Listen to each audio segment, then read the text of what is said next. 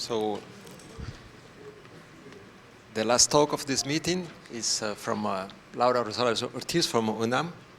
She should talk about the dynamics of vector fields with univalued functions. Thank you. First of all, thank you to the organizer for giving me the opportunity to give a talk here. So I will talk about vector fields with univalued solutions and their dynamics.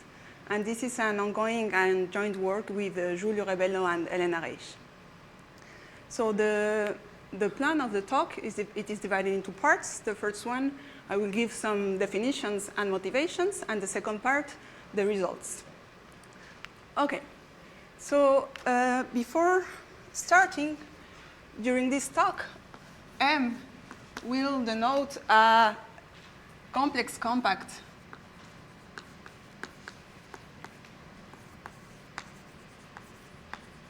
manifold of dimension n.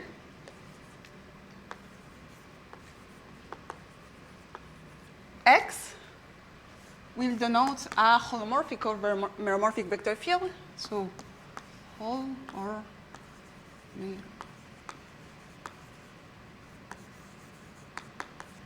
vector field. And I will be denoting by F the induced foliation, singular holomorphic induced foliation by X. Also, during this talk, I will be drawing foliations like this. The leaves will be denoted by LP. And I also will be interested in the real view from these leaves, I mean, as Riemann surfaces. So, okay. So, given a holomorphic vector field, the theorem of Picard-Lindelof, or existence of uniqueness, basically ensures the existence of local solutions. So, in other words, given any point we pick in the manifold, there will be a local parametrization defined in a small domain in the complex plane that we will send this small domain into the integral curve. So as opposed to the real case where one can always extend these local domains into a maximal domain that will be a maximal integral of definition, in the complex case, it might happen that when doing the analytic continuation along a loop, at the end, we have that the last point does not coincide with the starting point. So this map will be multivalued in the complex plane, and it will be univalued in some other Riemann surface. It might also happen that when doing the analytic continuation along every path, at the end, this leads to a global univalued map well-defined on a subdomain of C. We will restrict ourselves to vector fields such that the ODE has not these multivaluation phenomena. In other words, I will define semi-complete vector fields such as vector fields. So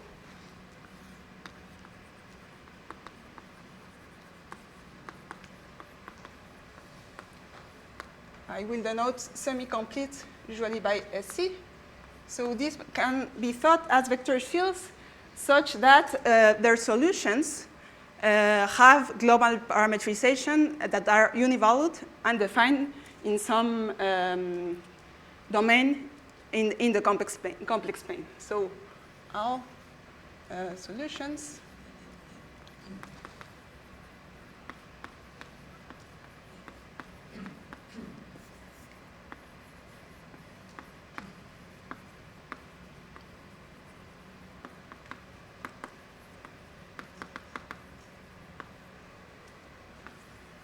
so this phi p that will be defined in open sets contained in the complex plane. So global here, sorry, univalued.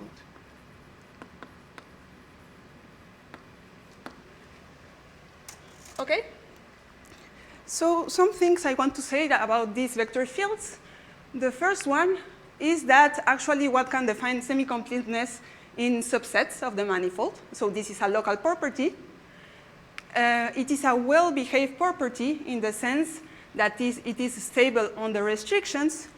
In other words, if I have a semi-complete vector field on a domain U, so X semi-complete on U, and I take a subset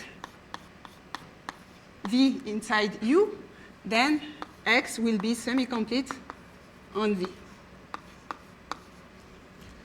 And another thing that I want to mention is that one can extend this notion to meromorphic vector fields just by saying that these are vector fields that are semi-complete on the complement of the divisor of poles of the vector field. Some very easy examples. So in particular, complete vector fields, so those that have maximal domain of definition, the complex plane, are semi-complete. So semi-completeness can be thought as an extension of complete vector fields.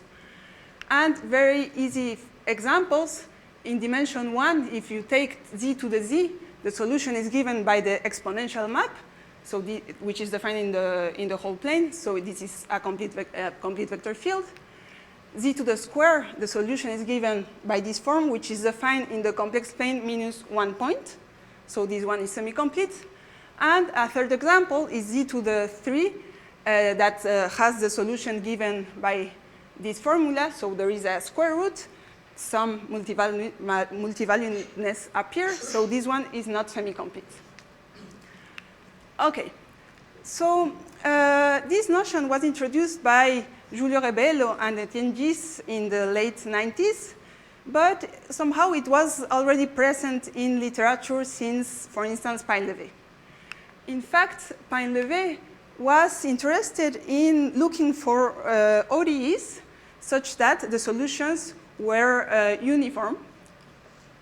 In order to be more precise, he was looking for solutions of this kind of ODE, so non-autonomous algebraic ODE of the second order, having uniform solutions, which in our language means univalued solutions.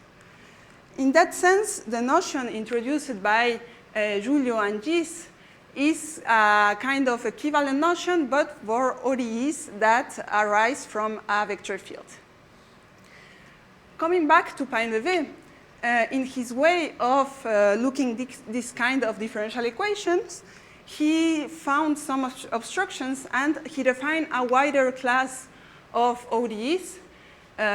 This class is known as the ODEs that have the Painlevé property, already mentioned this week, and that is a property related with the absence of some kind of movable singularities. And this will lead to the main motivation of our work, that is called the Painlevé test. So the Painlevé test is a tool frequently used that allows to predict integrability. It works in the following way. When you have a differential equation and you want to check if it is integrable, instead of jumping straight into doing computations to prove that, what they do, as I understand it, is they check if this ODE has the Painlevé property, and if it does, then they will try to prove integrability. If it does not, so if it does not pass the Painlevé test, maybe it is not a good idea to try to prove integrability. Note that the Painlevé property can also be defined locally, such as well as the semi-complete notion. And integrability can be thought as rather having simple dynamics. So given that we have this relationship between semi-complete vector fields and the Painlevé property, a natural question to ask is, does semi-complete vector fields in general imply simple dynamics? And if not, when does it? OK, so what has been done so far? For dimension 2, semi-complete vector fields on compact surfaces were classified and studied by Adolfo Guillot and Giulio Rebello, here present. And basically, they showed that the dynamics are not very complicated. all of them possess some kind of first integral, and their maximal domain of definitions will be basically the complex plane minus a discrete set of points. If we go to higher dimension, this is much more difficult, of course, and the main result we have for dimension 3 is the half vector fields that were studied by Adolfo Guillot. These vector fields are given by this big formula, but this family of vector fields, he showed that for some parameters, this will be, in fact, semi-complete vector fields, and furthermore, they will have hyperbolic leaves. So the maximal domain of definition will actually be a disk. I also want to mention that he showed that these vector fields do not have a first integral. Okay, so the question I asked before, wondering if semi-complete vector fields implied simple dynamics, is answered by no by Adolfo. And the remaining question is, when does it? In particular, we would like to know to what extent possessing a first integral will bound the dynamics of the vector field. And a second thing we wanted to answer is, can we say something only by assuming local semi-completeness? So going with this idea of the Painlevé test. Okay, so I will move to the second part of the talk. From now on, the dimension of the manifold will be bigger or equal to 3.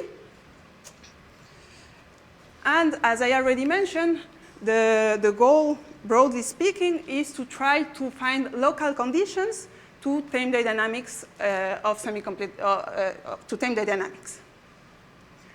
Okay, so this will be divided into sub-goals. The first one is to try to find some sort of converse of this property I mentioned, the stability under restriction properties.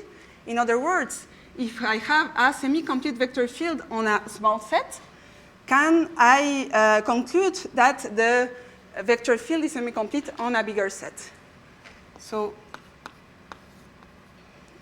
here, local semi-completeness, global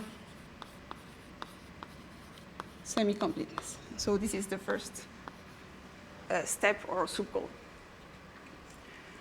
And the second sub-goal will be to try to provide conditions to tame the dynamics of semi-complete vector fields.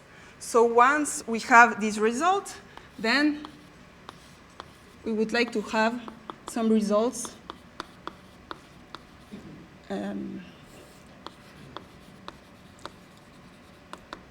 related with the dynamics.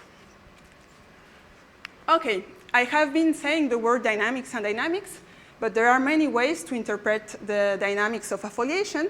Here we focus on two notions. The first one is related with the nature of the leaves. So if the universal cover or the monodromy cover is the complex plane, the disk, or rational, so parabolic, hyperbolic, rational. And we also focused on the support of harmonic currents. I will detail this a little bit more later.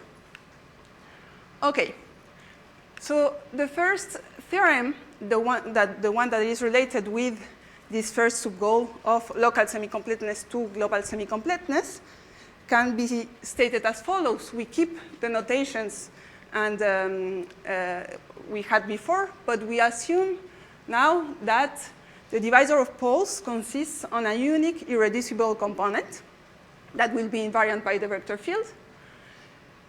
And we will assume, as I already mentioned, that there is a meromorphic first integral that is constant at generic points of the divisor of poles.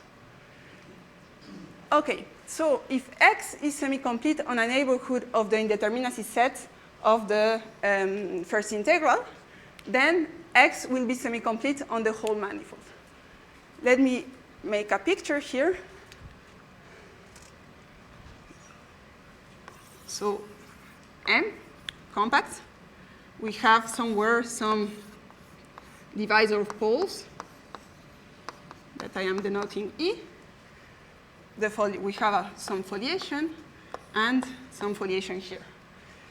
Inside the divisor of poles, there will be some special set that is the indeterminacy set of the first integral. And so just to recall, the determinacy set of a meromorphic map is the common zeros of the numerator and the denominator on a local chart. What I'm saying here is that if I assume that the vector field is semi-complete around this set, which is small in the sense that it has a codimension bigger than 2, then it will be semi-complete in the whole manifold.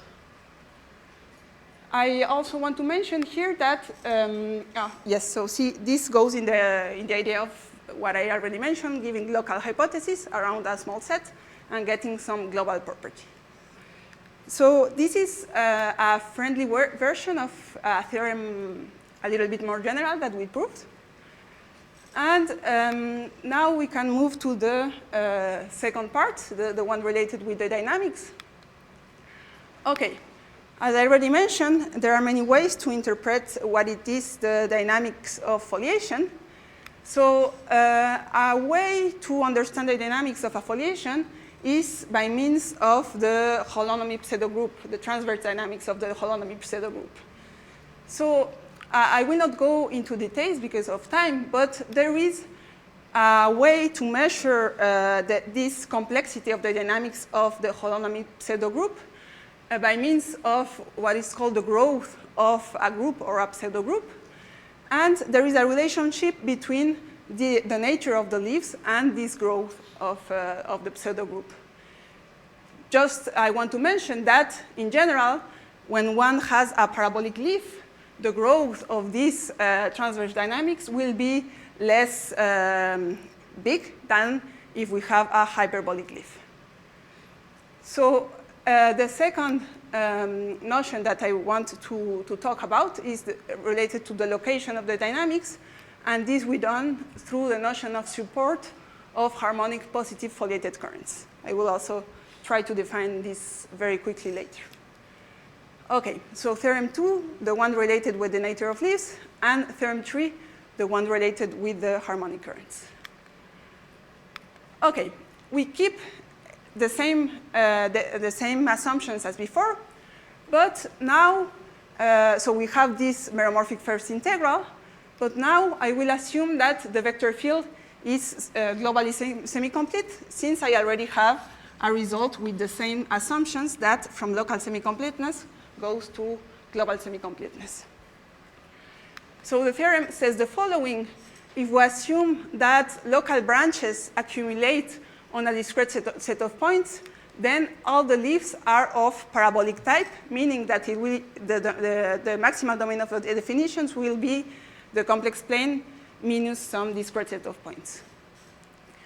So because what I just mentioned before, parabolic leaves can be thought as rather simple dynamics. So here, local branches accumulate on a discrete set of points. What I mean by this sentence is if we fix a neighborhood of the indeterminacy set, and we restrict the foliation to such a neighborhood, then the leaves of this restricted foliation do not only accumulate on discrete set of points. OK? OK, I move to the, to the last part. I don't see the point of just giving a lot of definitions of currents. I suppose that not everyone here knows this notion. But the main idea is to define a notion that allows to capture the information about the dynamics of a foliation. So very generally, the definition of current is this one. So currents are just the dual of differential forms.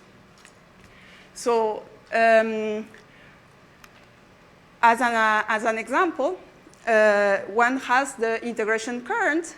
So if we take some submanifold V of the manifold K, of dimension K, one can just define the integration current as a current that to a K form, it just associates the integration over this submanifold. There are many currents, but there are some ones that are suited for working with complex manifolds. These are called PQ currents. I will not give precise definitions of all this. We have also currents that are adapted for working with foliations. These are known as foliated or directed currents. And there is also a notion of positiveness for these foliated currents.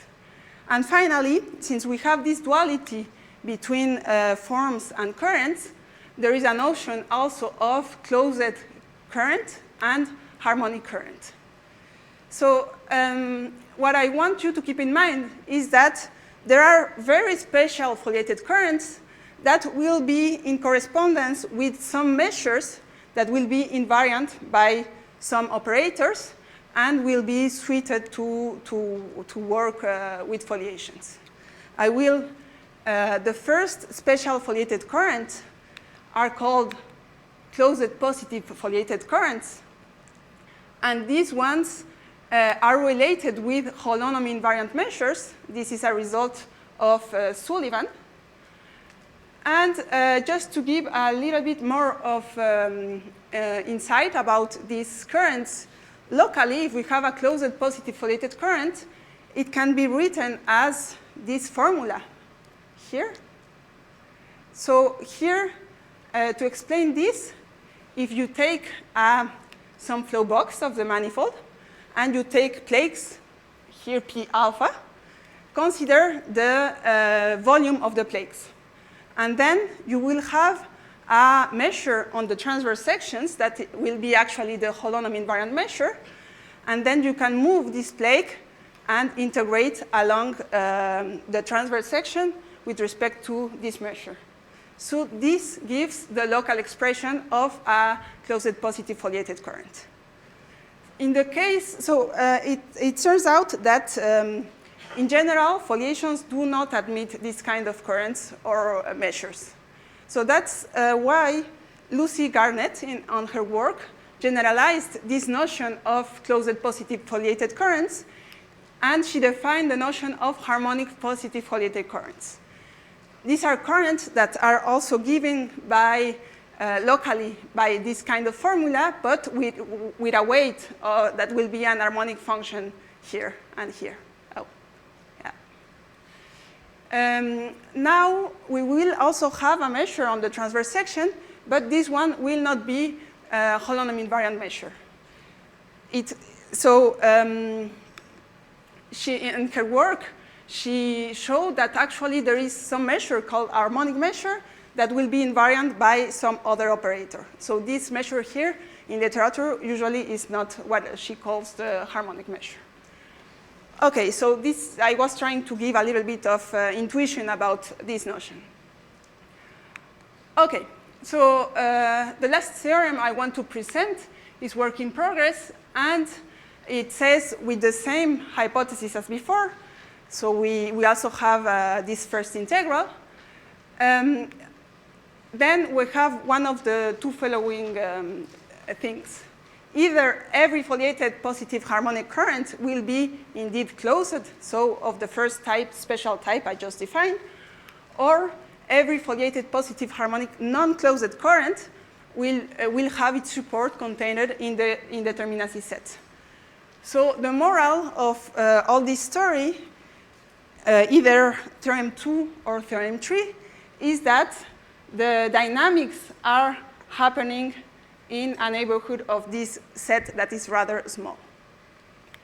And I think it's done.